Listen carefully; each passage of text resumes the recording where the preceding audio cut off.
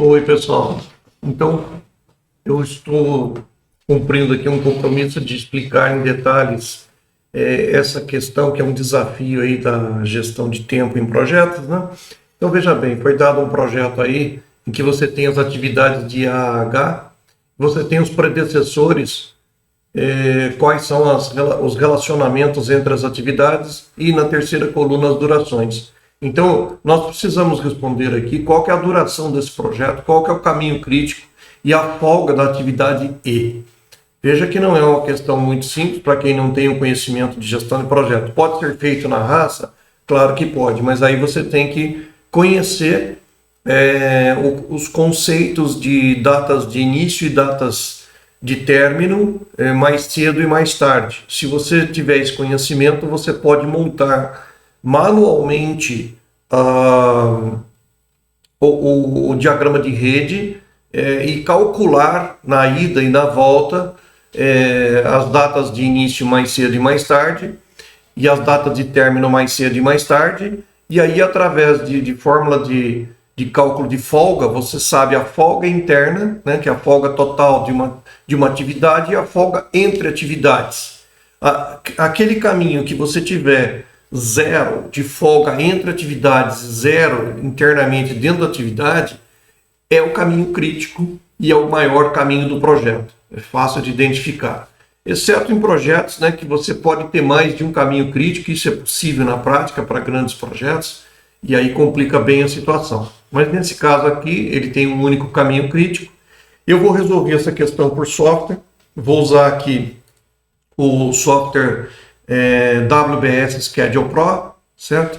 E mostrar para vocês. Então eu vou ter que reproduzir esse quadro aqui em termos de cronograma, para a gente entender o diagrama de rede posteriormente e chegar à conclusão qual é o caminho crítico e qual é a duração do projeto, assim como a folga da atividade E. Perfeito, pessoal? Então vou desativar isso aqui, vou entrar na tela do WBS e aqui na tela do WBS a gente vai ter que...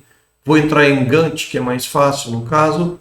Primeiramente, nós vamos dar nomes às atividades. Então, você vai ter aqui atividade A, atividade B, atividade C, D, E, F, G e H. São estas atividades.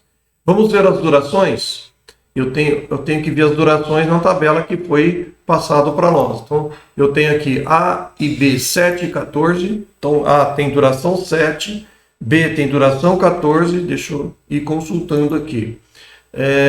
C tem duração 5 e D duração 10. C, 5 dias e 10 dias D. A E, vamos ver a E, 4 dias e a F 6. 4 dias a F e 6 dias a G. A F, desculpa. A G tem 2 dias e a H 3 dias. 2 dias tem a duração de G e 3 dias a H. Então veja que eu já coloquei as durações, né? Já estão aqui, nós já temos aqui a data de início, data de término. Normalmente eu não mexo nessas datas de início e término, eu deixo ela se ajustar em função da predecessão. Eu vou ter que incluir aqui uma coluna, então eu vou inserir uma coluna aqui de predecessão, porque eu preciso colocar a predecessão, né? E fazer o sequenciamento. E colocar a predecessão ou antecessor significa a gente definir o sequenciamento. Então vamos ver na tabela que foi fornecida no exercício. A e B não tem predecessor. Se não tem predecessor, quais são as únicas atividades que não têm predecessor? É o início. Então A e B estão ligadas do início, né? A gente eu deixei muito claro isso na explicação geral, em que as únicas atividades que não têm antecessor e sucessor é o início e o término do projeto. Então A e B não tem predecessor, portanto estão ligados do início.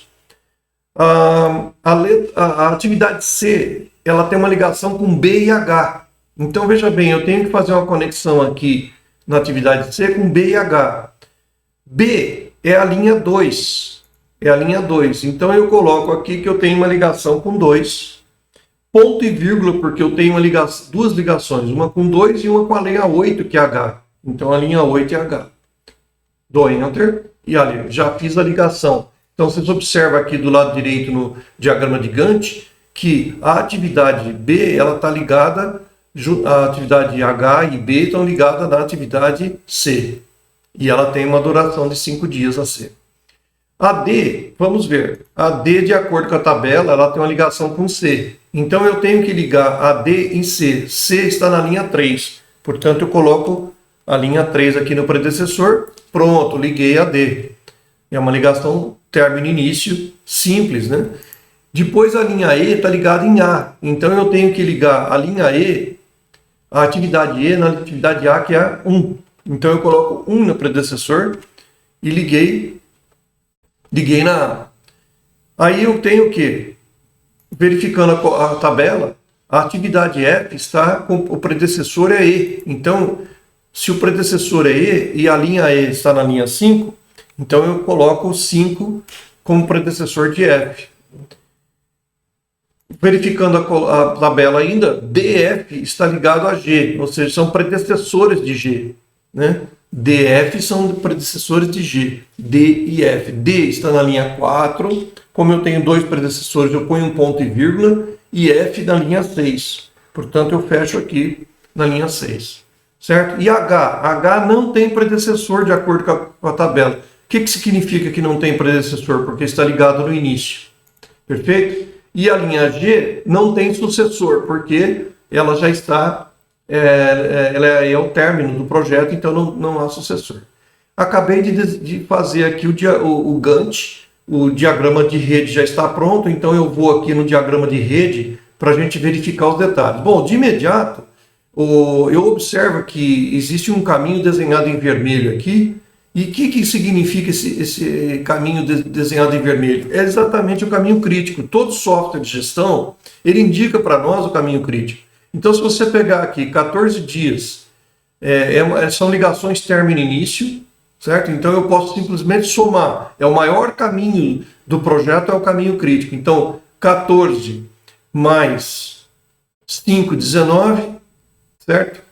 Mais 10, 29, mais 2, 31. Portanto, 31 dias é o maior caminho do projeto, que é o que está assinalado em vermelho, e é exatamente a duração total do projeto, 31 dias. Ok, pessoal? Muito bem, vamos ver agora.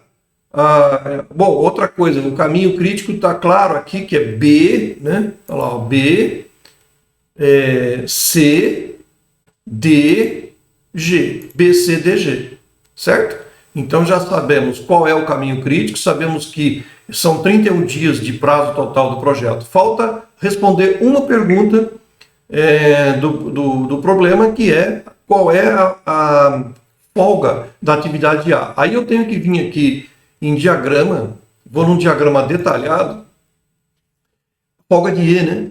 Olha só, ele põe um diagrama de rede para nós, continua BCDG é o caminho crítico. Se eu somar as durações 14 mais 5, mais 10, mais 2, dá 31 dias. E eu venho aqui, ó, slack é o termo em inglês que significa folga. Então, a gente já calculou a folga para nós aqui, ó, 12 dias. Então, a folga de E é 12 dias. Então, veja bem, de forma muito rápida, eu consegui responder as questões. Caminho crítico BCDG, 31 dias é a duração máxima e a folga de E é 12 dias, que eu estou vendo aqui nesse ponto. Portanto, vamos lá. Vamos voltar aqui na nossa apresentação e eu vou habilitar aqui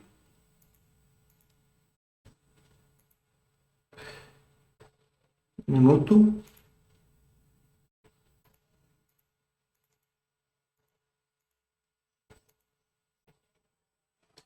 A resposta, então, vai ser 31 dias, né, de caminho crítico. BCDG é o caminho crítico e 12 dias de folga de A. Certo? Só um segundo aqui. Deixa eu abrir novamente aqui.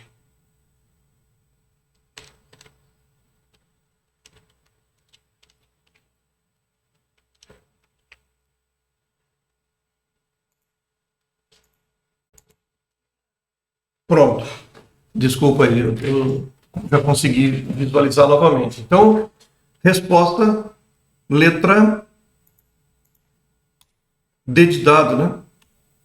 D de dado, que é duração 31 dias, caminho crítico BCDG, folga de atividade E igual a 12 dias. Certo? Muito bem. Pessoal, é isso aí. É assim que resolve uma questão por software. Poderíamos resolver de forma, vamos dizer, manual na raça, mas aí teríamos uma explicação bastante longa, aí, pelo menos 1 hora de teoria aí para poder responder na raça. E hoje todos os softwares já fazem esse cálculo, portanto, não precisamos perder tempo fazendo manualmente, né? Tá bom? Forte abraço a todos, tudo de bom. E concluo aqui a minha explicação dessa questão, que é um desafio aí, inclusive é uma questão que todos dizem que, e eu me lembro bem dessa questão, inclusive quando prestei meu exame do PMP em 2005, eu me lembro fortemente de uma questão similar a essa. Tá bom? Abraço, tchau, tchau.